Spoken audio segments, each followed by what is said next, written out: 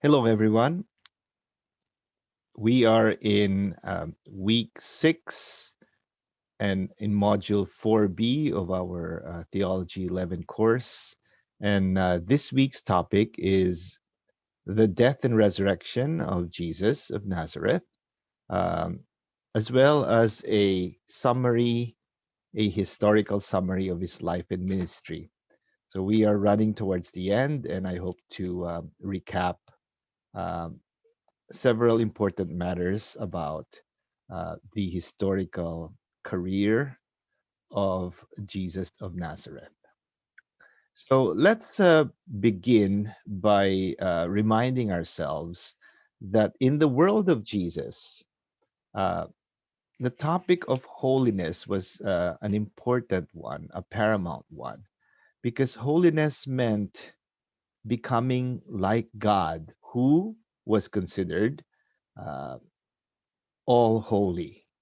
So when we ask the question of holiness, we're also asking uh, what is God like and how do we become like God? And of course, holiness would have been the answer to that. Now, uh, people were discussing about what concrete things do we have to do in order to be holy like God. So, in short, uh, what does the holiness of God concretely mean for us? And so let's remind ourselves again that in Hebrew, holiness is kodesh, and it had the connotation of to cut off or to separate from everything that was unholy, unclean, impure. And so many of the Jewish authorities at that time had this main way of understanding what it was, what did it mean to become like God in holiness. So they tried to specify what was clean and unclean, pure and impure. And when you know what was clean and unclean, then the next step would be simply to associate yourselves with what is clean and disassociate yourselves from what is unclean. And that was the practical way of following what is commanded in Leviticus 19. And it reads, "You shall be holy, for I, the Lord your God, am holy." So, in short, everyone was trying to be like God, be holy like God, but people differed in uh, trying to interpret what the holiness of God consisted of in a concrete way. So, this is where we should locate the conflicts that Jesus had with the authorities of his day. And so we'll consider the theme Jesus' conflict and the politics of holiness. So remember, in Jesus' day, there was no division between religion and politics, everything was one great whole.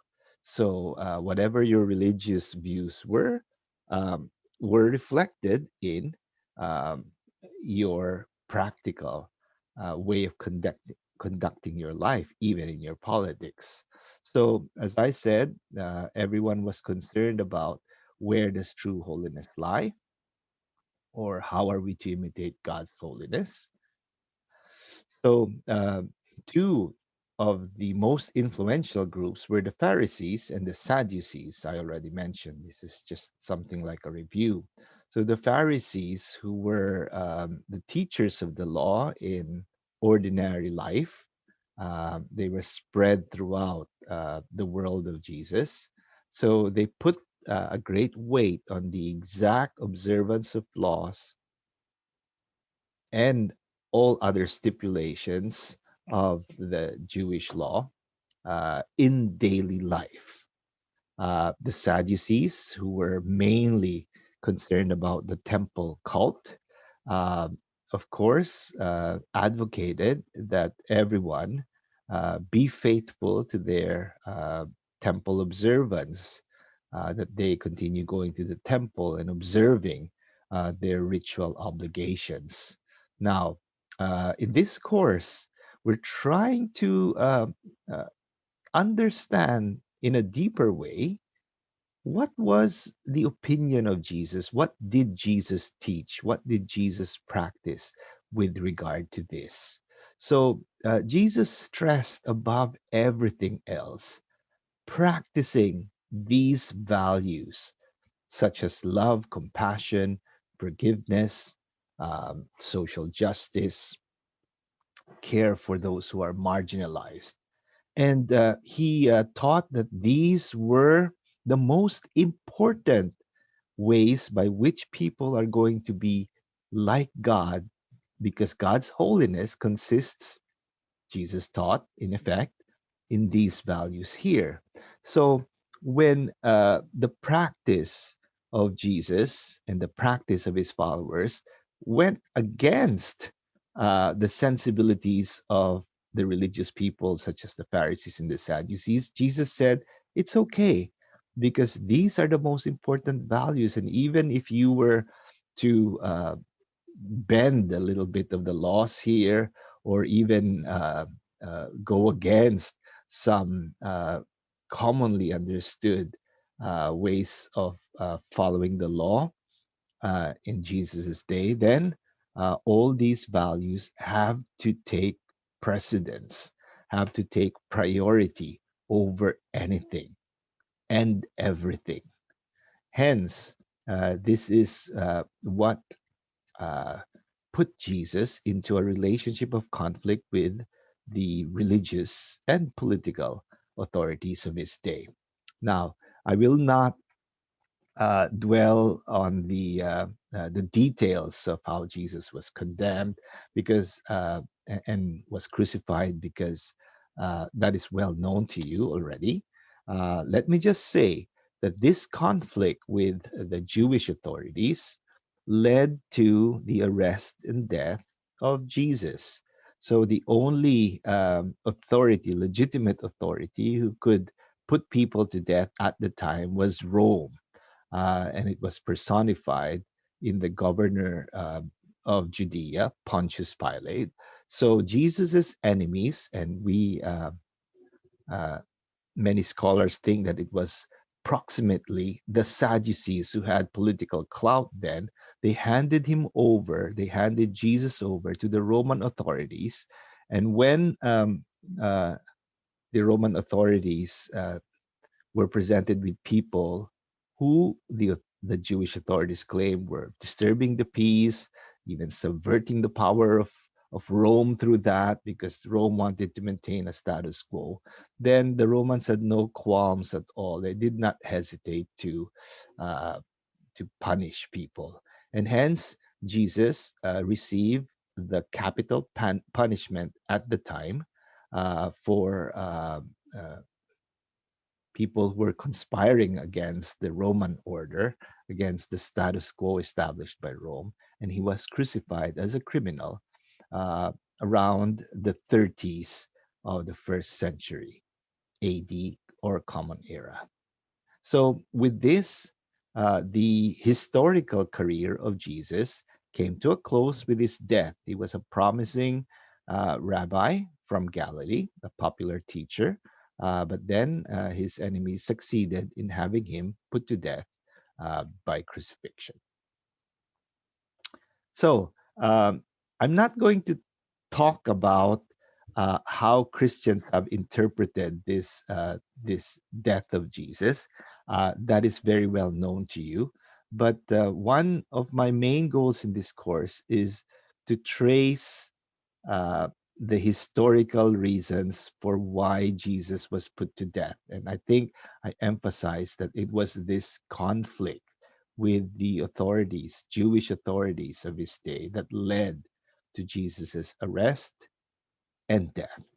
Okay. So the next uh, main topic, big topic that we're going to tackle in this course is the resurrection, of course. So, in the popular imagination, when we say resurrection, we think of Jesus as rising from the dead, being victorious over death. But again, I'd like to remind everyone that our objective in this course is to analyze things in a historical way, because I know that many of you have not been exposed to this way of thinking about the figure of Jesus. So we're going to subject this topic of the resurrection. Um, we're going to subject it to a very rigorous historical analysis. So, resurrection. The original expression in the New Testament uh, is this: Jesus was raised. So take note that this is in the passive voice. The active voice version would be Jesus rose from the dead. It's as if Jesus rose by his own power from the dead. But the original expression in Greek that is found in the New Testament is Jesus was raised from the dead. And this is a particular Jewish or Hebrew construction. Uh, and the Jews, of course, do not like to mention God because that seemed to be disrespectful if you mention God or even the name of God too many times. So when they would like to ascribe something to God, they put things in the passive with the understanding that the one who did this action was God. So when the gospel writers or the New Testament writers said Jesus was raised from the dead, everyone already understood, if they were Jewish, that, oh, Jesus was raised by God. So the action of raising Jesus from the dead is attributed to God in this way. So we said that we're going to analyze this in a very historical way. So we let's do that by making it clear from the very beginning that what we can historically prove is or are the following things. Some of Jesus's disciples claim that after the death of Jesus, one, this is the first claim, Jesus appeared to them as alive.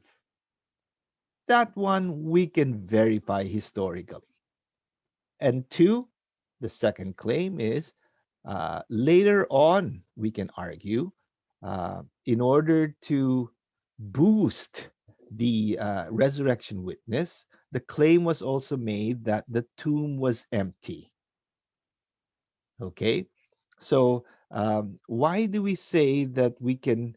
Uh, that we have to put priority on these two things when we speak about the resurrection in a historical way. The reason for that is no one was there in the tomb to actually witness that Jesus rose from the dead and broke out of the tomb. See? So, what we have are reports from the disciples of Jesus that Jesus appeared to them as alive after his death. And then later on, if we analyze it historically, claims were also made that the tomb was empty. Okay, so um, the resurrection, and you know this already very well, is important, very crucially important, because Christianity, the faith that is centered on Jesus Christ, is actually based on this apostolic witness, the witness of the disciples, that Jesus had been raised from the dead. So, um, in a deep sense, what is known in Christianity as the resurrection is actually a mystery that transcends history. As I said, no one was there to see Jesus risen from the dead, and there are no uh, very reliable historical uh, witnesses that say, "Oh, I saw Jesus as he was raised from the dead. So, if we are to analyze what is called resurrection in a historical way, we have to approach it using things that we can call historical facts that we can more or less verify in a historical way. And this is how uh, w- we can verify things in a historical way, I would say. Okay. So, first fact that we can verify historically is that when Jesus was arrested and put to death, his closest disciples showed themselves to be extremely fearful for their lives. So, in short, they were scaredy cats, if we can put it that way. They were so afraid that many of them actually escaped from Jerusalem. They did not witness the death of Jesus. And even his closest friends, such as Peter, even though he's reported as following the events from a distance, when asked whether he knew Jesus, he actually denied it. See? So, this is one very important way to see that the disciples were very, very afraid for their lives at the moment of Jesus's arrest. So that's fact number one. So that's one bookend. Then we're now going to look at the other bookend, and you'll see how that is significant shortly. So, the other bookend, as I call it, or fact number two, is that we can also say in a historical way that sometime after Jesus' death, the same disciples who were really afraid when Jesus was arrested and put to death uh, seem to have been transformed. So a transformation took place uh, in between the point of Jesus' arrest and sometime after his death. So now these very same disciples who were very afraid at the moment of Jesus' arrest were seemingly transformed into bold, courageous witnesses who proclaimed fearlessly that God had raised Jesus from the dead. And again, we can see the figure of Peter, who we find on the day of Pentecost, for example, preaching boldly to the crowds gathered in Jerusalem that Jesus has been raised from the dead. So uh, it our way of analyzing the resurrection historically would graphically be portrayed in this way. Fact number one, the disciples at the moment of Jesus' arrest were very fearful people. And fact number two, the disciples shortly after the death of Jesus were mysteriously transformed into courageous witnesses. So when you observe these two facts, contrasting facts, fearful disciples, courageous disciples, you'll have to say, what happened in between these two bookends that changed these fearful disciples into courageous disciples? So, uh, Christians have, of course, pointed out that Jesus was raised. See? But no one was there to witness the actual resurrection event, right? So we can deduce it from the transformation that happened to these disciples of Jesus who were so fearful but were transformed into courageous witnesses. So we have to posit that something dramatic, we can say, must have happened. So that is the X factor. And of course, Christians say, oh, that was the resurrection. But of course, the resurrection is not the resurrection as we commonly think of it, is not the only possible explanation. We said that we are asking what happened in between these two points that effected such a change in the disciples. So there are other possibilities. So One is actually suggested or mentioned in Matthew 28. The Romans and the Jews, some Jews, thought that the disciples stole the body of Jesus and disposed of it, and then proclaimed that he was raised from the dead. See, that's also mentioned in Matthew 28.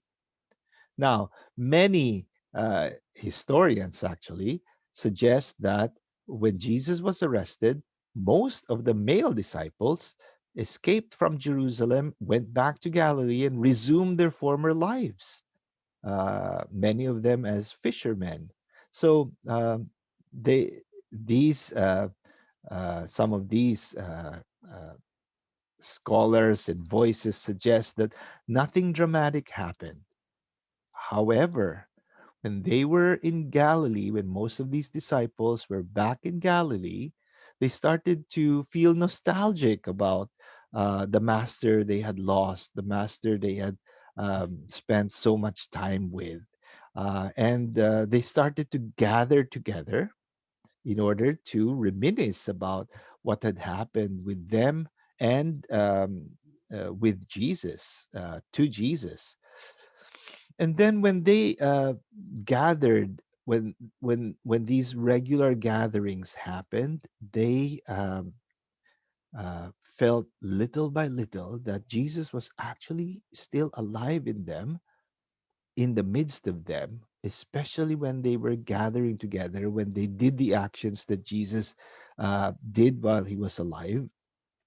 And at a certain point, they said, Jesus is actually still alive among us. And so they just dramatically portrayed that by saying, oh, Jesus had been raised from the dead. So that is another possibility that some suggest. And of course, the third possibility is that uh, some of the major disciples had a dramatic, life changing experience, in short, that they encountered the risen Jesus, and that convinced them that Jesus had been raised from the dead. So, if you would ask my opinion, I would say that um, I think we can claim that explanation number three would have been there in order to effect that change in the disciples from fearful to courageous witnesses. But for many Christians, number two, possibility number two, also happened. See, especially those who did not have this dramatic encounter with the risen Jesus, and that pattern is actually repeated in Christian history, and that extends to our day, right? So when some of the disciples share their life-changing experience, people, the ordinary people who did not have such a dramatic experience, believed in them, and when they gathered, they really felt that Jesus was present among them. See, so that is so the Christian movement began with a combination of scenario number two and scenario number three. That would be my critical opinion here. Okay. Now, in the Gospels, we read that Jesus rose after 3 days. So there are some voices. I'd just like to put this or bring this to your attention. There are some voices that say, should we take these 3 days or this expression of 3 days literally? So the four canonical Gospels, we have to point out, have remarkable parallels with each other when they narrate the passion and death of Jesus. Like, of course, there are many differences as well, but then there's like a consistency that Jesus was condemned, um, carried the cross, and crucified. That would be the main structure of them, right? But when we go to the narrations of the resurrection, these four gospels just go their own way. There is um, actually very little similarity between these four gospels. So this non-consistency and diversity are actually very intriguing. See, so what does this non-consistency mean? Okay, if you go to this site, you can compare these resurrection stories. So some voices are saying, what really happened behind the text of the Gospels? Yes, the text says 3 days, but is that to be literally believed? Is there another historical scenario behind the text? So is world 2 different from world 1? Even if world 1 says Jesus was risen, or Jesus had been raised 3 days after he died. So that's an example of distinguishing between world number 1, the world within the text, and world number 2, the world behind the text. But we don't have time to dwell on that.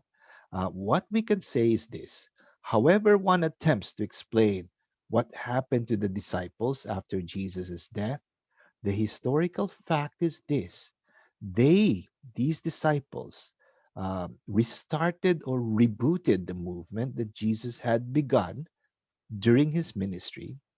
Um, and they had a new central message when they restarted the movement. So the central message became focused on the person of Jesus himself, that Jesus uh, had been raised by God from the dead. Okay, this movement grew into what we now know as Christianity.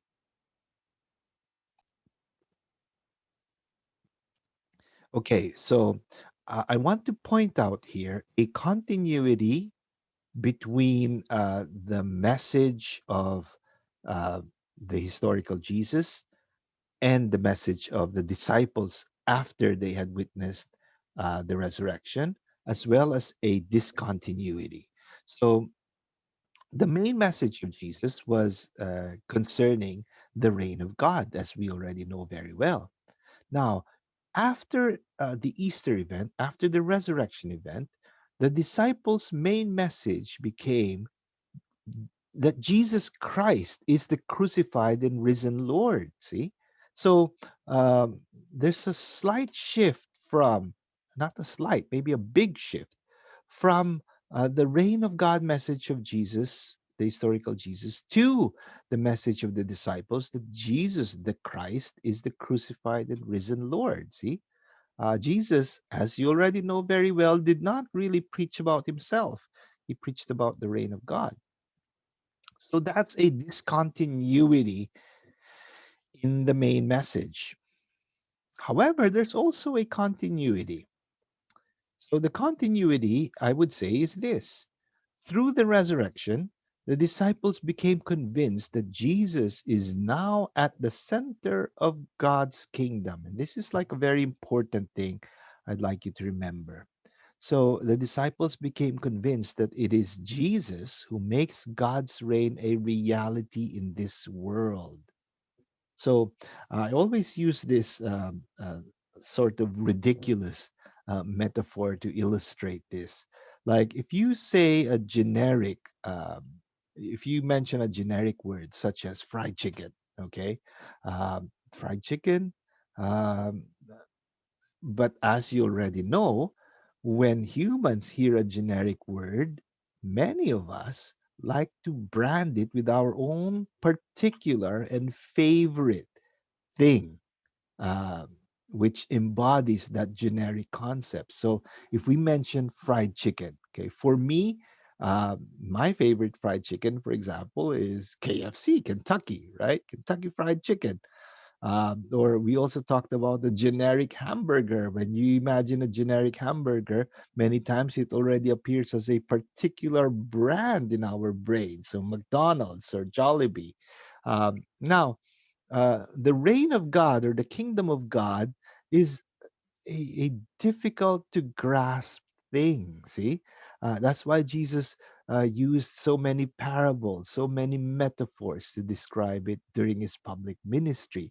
But when the disciples experienced the resurrection, they concluded that Jesus is the poster boy of the kingdom of God. So instead of saying this generic things such as the reign of God, they'll just present Jesus because Jesus is the one who realizes the kingdom of God among us. So, in short, the message of the disciples was, if you accept Jesus and follow Jesus, the kingdom of God will be realized in you. In effect, that's what they were stressing in their message. So I think that could be classified as a continuity between Jesus and the disciples. So, if I may express the heart of the disciples' proclamation, then I'd like to use this expression, the Paschal mystery, which refers to the death and resurrection of Jesus. And there's this ancient Latin formula which says per crucem ad lucem. I even want to add et vitam. And that means through the cross to light and life. Okay. This would be the heart of the disciples' proclamation when they had gone through the death and resurrection experiences. So, of course, they would preach about Jesus of Nazareth, uh, acknowledged as the Christ, as the Messiah. So, they would preach about his life, ministry, and teaching. And then they would also stress that this style of life and his message led to his death. Okay, that would have been another important component of the message. However, after that resurrection experience, they would also stress in an important way that God raised Jesus from the dead as a vindication of Jesus's life, ministry, teaching, and death. And now God has made Jesus the Lord of everyone and everything, of heaven and earth. See? In short, God vindicated what Jesus taught about how humans should be holy, or how humans should be like God. So remember that common question that Jews at the time asked: how could we be holy like God? The Pharisees put the accent on observance of the law in daily life, but Jesus put the accent on those values that were present in his teachings, such as compassion, forgiveness, inclusion, okay, social justice. So now the disciples were saying, if you follow what Jesus left us in his teaching, in his example, uh, then God will God has already vindicated this through the resurrection. So this is actually the right way to understand how we are to be like God in God's holiness. Okay. So they also added that Jesus is now alive and among us and continues to guide us to follow him in and to follow him in his life, in his ministry and teaching. So, in effect, what does that mean? That means that, and remember, I'm still trying to identify what the disciples preached shortly after they witnessed the death and resurrection of Jesus. So, the disciples were as if saying, if you walk the way of Jesus, you will also definitely die. And maybe not literally, sometimes literally, but if not literally, you will also face challenges. You will suffer like Jesus. However, death is not the end. Like Jesus, you too will be raised by God. You'll be vindicated by God, just as God vindicated the way of Jesus. Okay? So I think that's the heart of the disciples' proclamation, and that's still the heart of the Christian faith. Okay? Now, um, at this point, um, I'd like us to be able to distinguish between historical fact and interpretation. Okay? Uh, so let's ask ourselves, which is an empirical fact and which is an interpretation? An empirical fact is something that we can prove through, let's say, historical or even scientific means. In this case, more historical means. So, this first thing, that Jesus was a human being, that he was a Palestinian Jew who lived in the first century, is that a fact or an interpretation? Of course, that's a fact. We can verify that using historical ways, right? Now, the second statement, that this Jew called Jesus from Nazareth is also God incarnate, God come in the flesh. Is that a fact or an interpretation?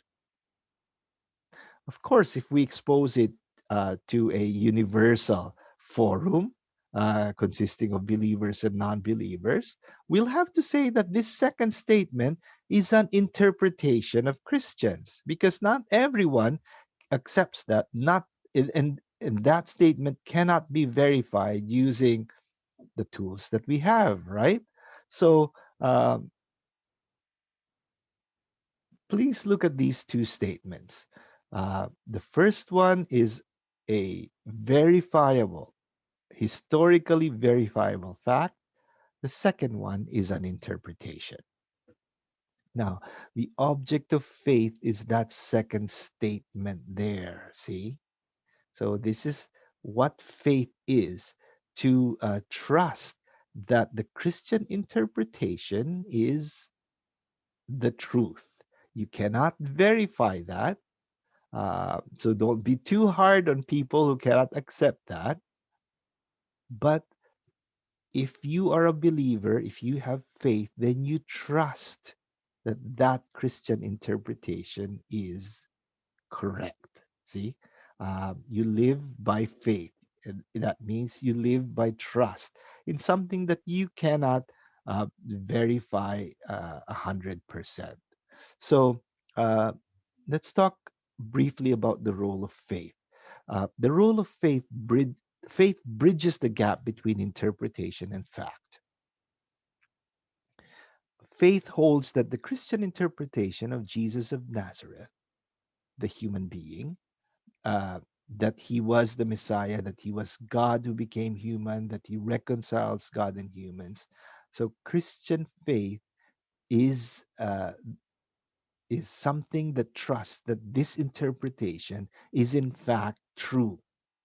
Okay, so these statements cannot be empirically proven, but the believer is moved because of some reason that is convincing to him or her to believe in the Christian interpretation. So I just mentioned that in order to make clear to you what is the object of science or history, what's the object of faith. Okay, and so to have a critical faith means uh, to value history as well as know what is the role of faith in history and in faith.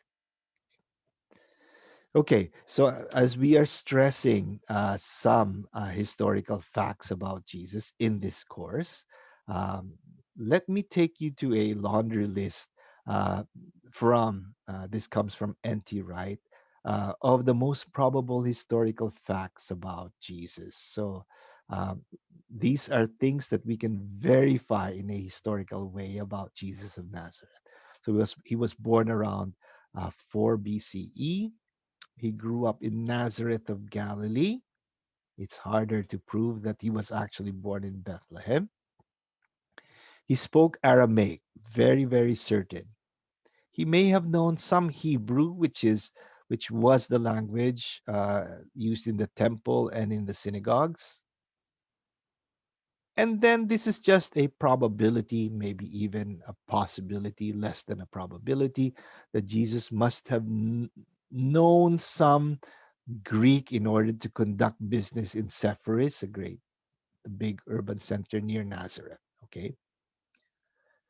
So we also know that Jesus was initially associated with John the Baptist, but emerged as a public figure in his own right around 28 CE.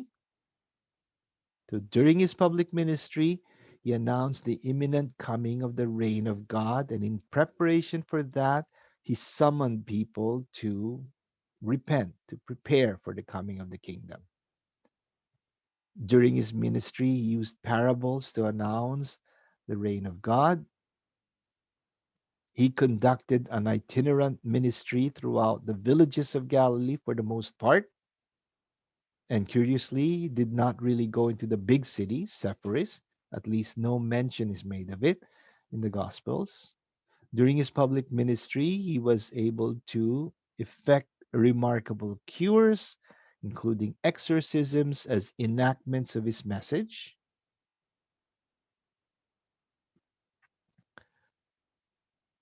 Jesus shared in table fellowship with a social, culturally diverse group. This was uh, frowned down upon by the Jewish religious authorities because they stressed that keeping a separation between clean and unclean should be the priority, but Jesus did not seem to prioritize that. Jesus called a close group of disciples, gave 12 of them a special status. That also suggests that this was a movement to reform Israel first and foremost, because the 12 comes from the 12 tribes of ancient Israel. So at a certain point, Jesus performed this action in the temple that was interpreted very negatively by his enemies. He tried to purify the temple as a symbolic gesture. uh, he overturned the money changers' tables and all that. Okay, so throughout his ministry, he incurred the wrath of some elements in Judaism, especially among the high priestly establishment. It was they who had political power, the Sadducees, the high priestly establishment. And so he was handed over by this powerful Jewish element to the Romans to be crucified as an insurrectionist. Uh, so he was framed as someone who was subversive to Rome in order to justify his being crucified. And so he was crucified on a Roman cross. And then after this crucifixion, he was reported by some of his followers to have been raised from the dead. Okay, so these are historically verifiable facts about Jesus. So we put great importance on them. And we can say that um, we have to uh, put this as a foundation and to interpret the meaning of Jesus from these historically verifiable facts of his historical career. Okay. Now, um, let me add more details. I'll just go over this very quickly in order for us to get a better glimpse of who Jesus was as a historical figure. So we're trying to understand Jesus as a historical figure. So how do we categorize? How can we categorize Jesus as a historical figure? And I take this from scholar Marcus Borg, who suggests that these five descriptions can be very fruitfully applied to the historical Jesus. We can understand him as a spirit person, and I express it here as a spiritual master. We can also understand him as a prophet, wisdom teacher, wonder worker, and movement founder. So let's just go over these categories very quickly. So, Jesus could be considered a spirit person, a spiritual master in his own right. So I one of the things I want to stress is that Jesus had a very deep spirituality, a very deep union with God, and this prompted him to um, uh, prioritize, uh, have a preferential option, shall we call it that way, for the poor and marginalized. Because in a spiritual experience, you understand experientially that everyone is loved by God without any exceptions. And so when you see people being oppressed in your own society, you really feel for them. You identify with them because you experientially know how God loves them and they don't deserve this treatment. Okay. And so that's a natural consequence of your spirituality. So Jesus was bound in an intimate relationship with God, and he called God Abba. That's a familiar Hebrew word, Aramaic word, rather, for calling your father. And sometimes it's translated as daddy. Okay. He had an experiential awareness of the divine at all times. He believed that God had given him a special mission.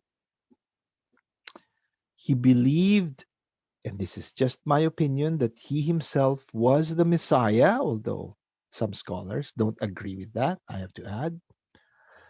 Jesus believed that God's kingdom was being realized through his ministry and teaching. And again, that's an outflow of his very deep spirituality. So, about this question of did Jesus think he was the Messiah, um, if we may express that in a fancier way, uh, we can say, was Jesus' consciousness messianic or non messianic? Uh, So these are different positions on the question, and I just present them here so that you have a clearer idea of the different possibilities about this matter. So, one, Jesus thought he was the Messiah, and he was right based on what the New Testament itself says. This has been the common Christian position. But there are other positions. Two, Jesus thought he was the Messiah, and he was wrong, so he was delusional. Yes, he could have been an impressive historical figure. Others, however, would say that he was deluded in this because he was not the Messiah. He failed. Some others think that Jesus did not think he was the Messiah. And that statement that he's the Messiah, that's just a later addition by the Christian writers. And because, but the historical Jesus himself did not think he was the Messiah, and therefore he was not the Messiah. And position four, whether or not Jesus thought he was the Messiah, he is the Messiah. Because it doesn't really depend upon whether Jesus thought of himself in those terms. What's important is if you and your community look at the figure of Jesus and you're inspired, you think that he is the one who reconciles humanity and God, then for you, Jesus is the Messiah. Whether the historical Jesus thought that he was the Messiah or not is irrelevant. Okay, so that is another possible um, opinion. So let's go to the next category. Jesus could also be considered a prophet like figure. Of course, Christians think he's more than a prophet, but we can use this category in order to understand him in his own world. So the Jews were very familiar with the category of prophet, um, like the prophet Elijah confronting Ahab and Jezebel. Okay, there were many prophets in the history of Israel, and they were God's spokespersons. So we tend to think that the prophet foretells the future. That's not the first role of a prophet.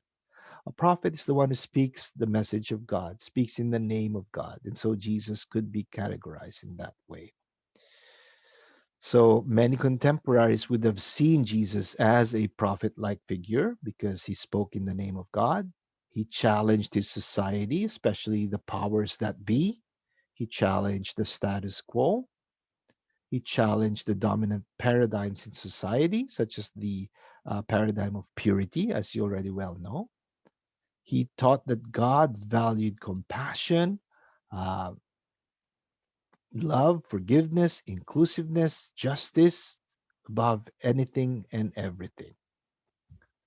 The next category is this: we can also understand Jesus as someone who did powerful actions, signs, if we can bank on John's gospel. Jesus was gifted with the grace of being able to perform deeds of power, such as healings, exorcisms. But the aim of these deeds was to show not that Jesus was divine, no, Remember, the priority of Jesus was the reign of God, the announcement of the reign of God. So these powerful actions showed that the reign of God was being realized in the world through these actions. So the Gospels also portray Jesus as performing nature miracles, such as walking on water, multiplying the bread, the bread and the fish. Okay, but these so-called nature miracles are fewer in number than healings and exorcisms. So we might uh, have to study them as a different category. Okay, they can be interpreted symbolically even. Okay, another category that that can be applied to Jesus is this: he was also a wisdom teacher of sorts. We don't know how much formal education Jesus received, but he seemed to have been a brilliant oral teacher.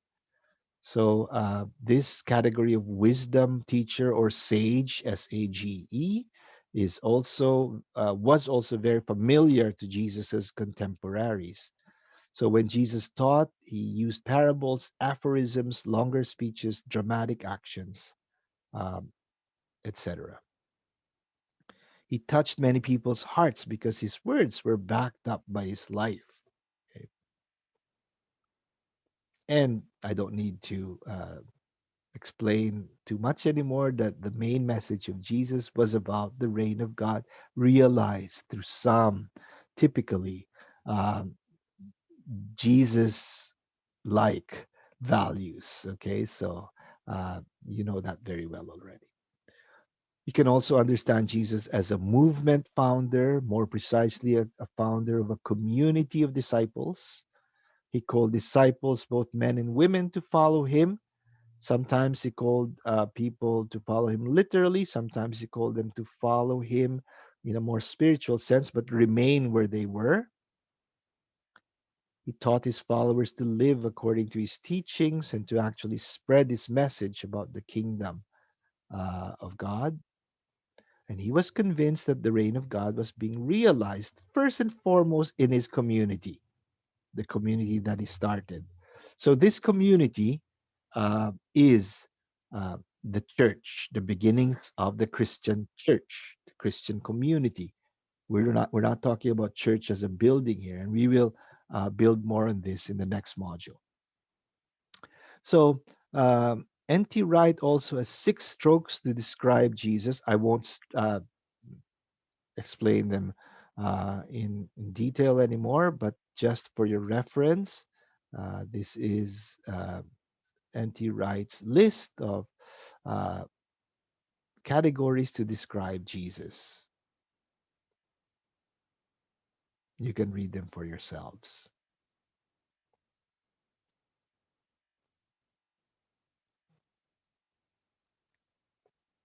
Okay, so I just want to emphasize that later on, Christian beliefs ascribed a very lofty status to Jesus. So, Jesus of Nazareth, that charismatic teacher from Galilee, in time came to be known in Christianity as um, the incarnate God, the Son of God, meaning that Jesus himself is God and all that. Okay, Jesus is God the Son, for example. And that's all standard Christian belief now. But um, the aim of this course was to introduce you to the historical figure of Jesus. Why? Because we must never forget that the origins of such lofty Christian beliefs are found in a very human experience, an extraordinarily human experience, that of Jesus of Nazareth. So we should not forget this dimension because it should be the foundation of how we understand Jesus, even as the centerpiece of Christian faith, even as Lord, even as God, right? So Jesus is the face of God. So that means that when we think about God, we have to think about what the human Jesus emphasized, because that is for us the revelation of God. See? So if we divorce ourselves from all that we've been studying in this course, the human experience called Jesus of Nazareth, then all of our explanations about Jesus are just floating in the air. They're like mythological uh, discussions or formulations that don't have to do anything with ordinary life. Okay, so we have to locate Jesus in his context so that we know how to apply the spirit of Jesus's life and teaching in our own day. That's the purpose here. So, did the real or historical Jesus think he was equal to the Father or even that he was God? Okay. When we read the Gospel of John, we have statements such as the Father and I are one, statements that are put in the mouth of the character of Jesus in this Gospel. So when we read John, and many Christians love John, okay, and it's a very spiritual Gospel. But we have to say that the portrayal of John in this sense is not very historical because Jesus did not really preach about himself. Okay. So, in order to get a better idea of Jesus when he was actually doing his ministry, the synoptic gospels, Matthew, Mark, and Luke, are better.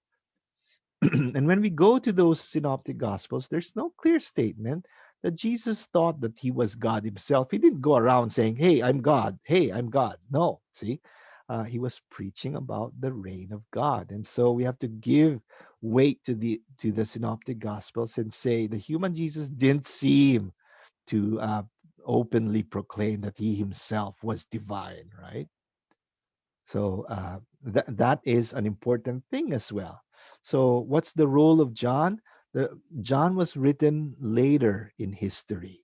See, so if Jesus died in the 30s and John was written in the 90s, so around 60 years after the death of Jesus, so Christian faith had already evolved and progressed and developed into a point or to a point when Christians, some Christians at least, could say Jesus is one with the Father. And so the faith of the community of John's gospel put those words in the mouth of the character of Jesus in their gospel because it reflected their faith about Jesus. But that's world number one, the world within the text of John. If you peek behind the world, then if you go back to history, that's not how Jesus talked when he was alive. Okay. So, where do we find the essence of Christianity? So, I already emphasized at the beginning of this course that Jesus Christ should be the essence and the norm of Christianity. Jesus and his program is the foundation, the norm of Christianity.